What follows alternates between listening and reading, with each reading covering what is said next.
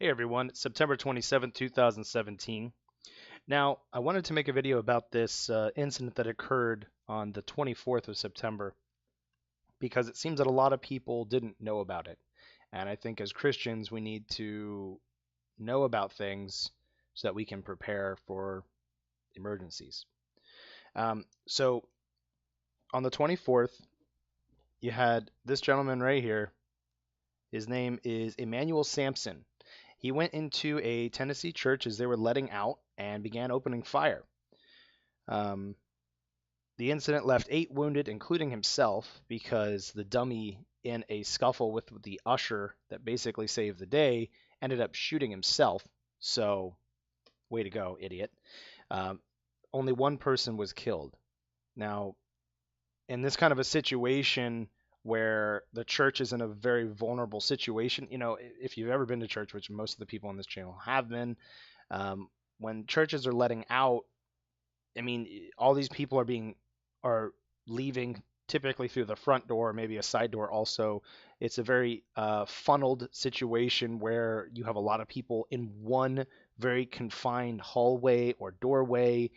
They're all huddled together in a group. It is a perfect chance for you to walk up and just start shooting people. And that's what this dirtbag did. And so some of the stuff here from the article, the minister himself and his wife were injured in this. The minister said Tuesday, when he was being interviewed, that he thought he was dying after being struck twice by bullets during the mass shooting that killed one woman at his Tennessee church last weekend. Um, the minister himself ended up losing a finger uh, due to his injuries. Thankfully, him and his wife, both being shot, ended up surviving. The woman that was killed was out in the parking lot when the gunman approached and shot her and then made his way into the church. Now, what's really kind of strange, um, I guess this guy, according to some of the reports, attended the church. They have it here on CNN. Um,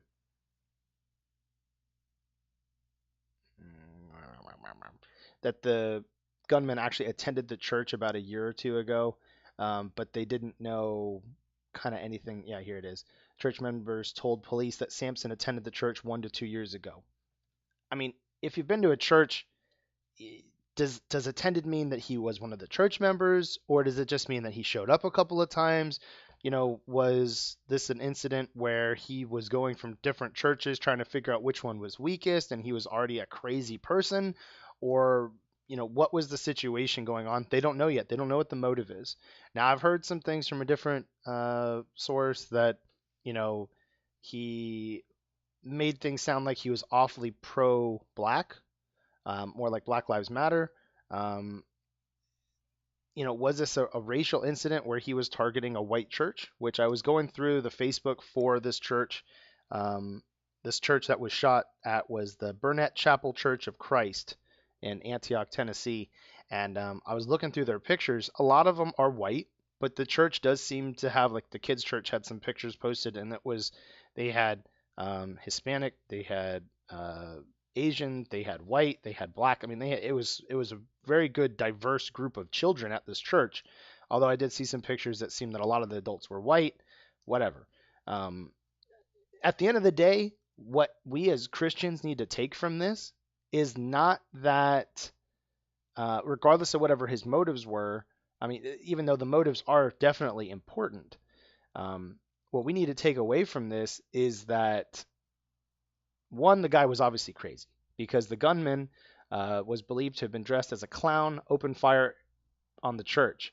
And so he was wearing a mask. They didn't know who he was at first, and then they kind of identified him later. But the thing that stopped him was the uh, Mr. Angle.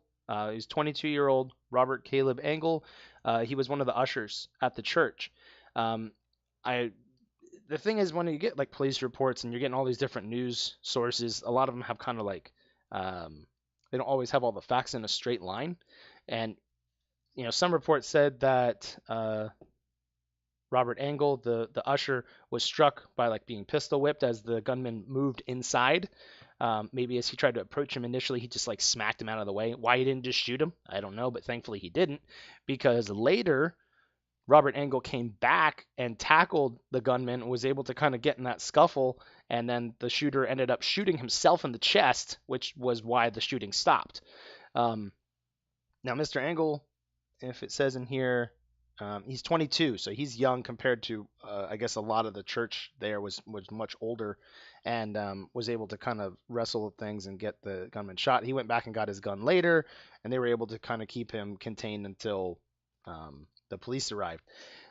What we as Christians need to take away from this is that one person can make a difference, for one.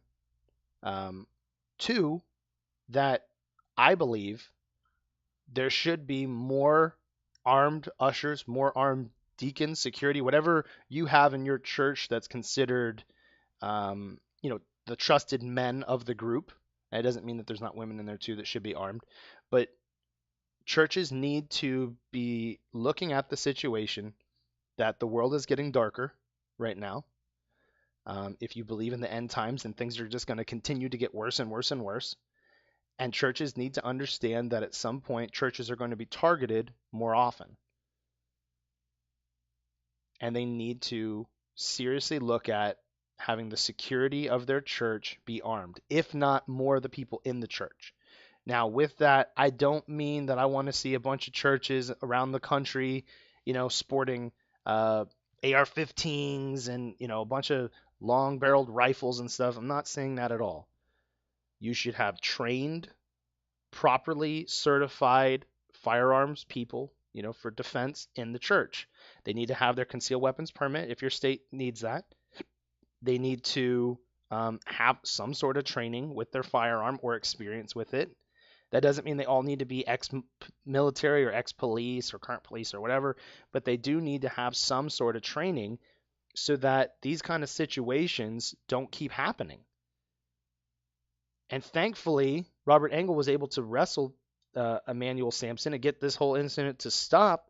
But what would have happened if Robert Engel, in that incident, even if he had a gun and he tackled him, which I don't know why he did, unless there just was too many people around, he was afraid he was just going to hurt somebody. So he just like, heck with that, I'm just going to tackle him and we'll just go from there. But if he would have failed, would somebody else have stepped up to take care of it?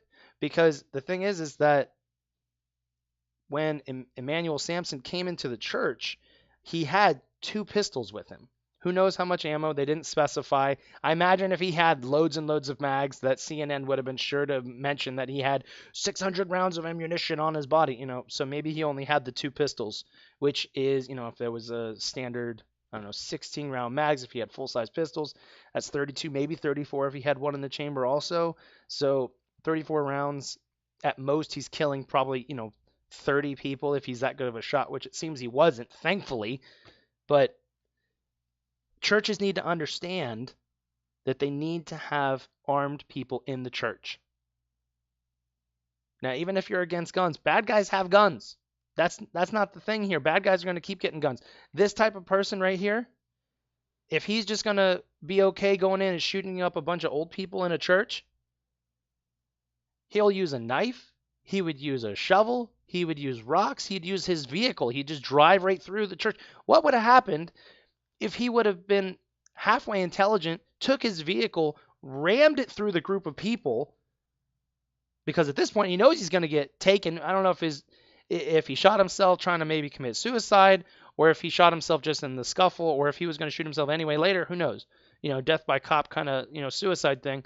But if he were to drive his vehicle through the front door, he would injure or kill, 40 people maybe if he was going at a high enough speed because they're in that hallway and they can't escape. Then he gets out from there and proceeds to start shooting people. I mean, this incident could have been a lot worse. People need to understand that this could have been far worse. But this is something that we need to recognize, we need to pay attention to, and we need to prepare. We just need to. This is the day we live in. Churches have always been vulnerable. This isn't something new. It's just that people are now beginning to take advantage of it. So we need to prepare now so that these incidents don't have mass casualty situations, that people are able to respond in seconds and take care of things. And furthermore, thankfully, those nurses were there to be able to help save the minister because I guess they were able to apply pressure to his wound, which they would obviously be trained for. But if you had more people in the church that were, you know, trained in CPR, basic first aid, these are things that could save people's lives, regardless of if they're inside the church. I mean, anywhere, someone would be able to respond. Churches need to be more active about training their community, training their members of the church so that they are able to respond in an emergency regardless of if it's a shooting or not. They need to be, trained medically. Doesn't mean they all need to be nurses or paramedics, but basic first aid is an easy class to take. CPR and AED is an easy class to take. This is something that we need more and more people to be trained on so that people are able to respond to bad situations. Because you don't know if there's going to be a doctor or a nurse nearby or a paramedic or a firefighter. People, seconds count.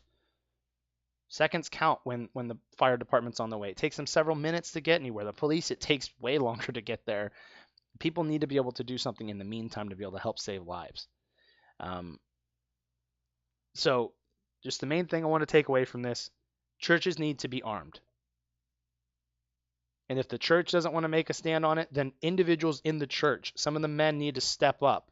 And some of the women, if they feel comfortable with that too, need to step up and become armed, become trained in firearms, and be ready to use their firearms in defense. It's just the world that we live in. Bad guys are going to use anything they can. I mean, the terrorists in Europe are making that a very clear thing as they use trucks to plow through groups of people. Not everything is going to be suicide vests and obvious signs of terrorism. I mean, it's just the day that we live in. People need to understand. And trying to take away all the guns isn't going to stop the bad guys. The bad guys are going to get guns no matter what. That's how things are happening, in San Bernardino. It was a gun, a no firearmed area, and you got places in Europe. Those are gun-free zones all over the place. They sure seem to be getting guns over there.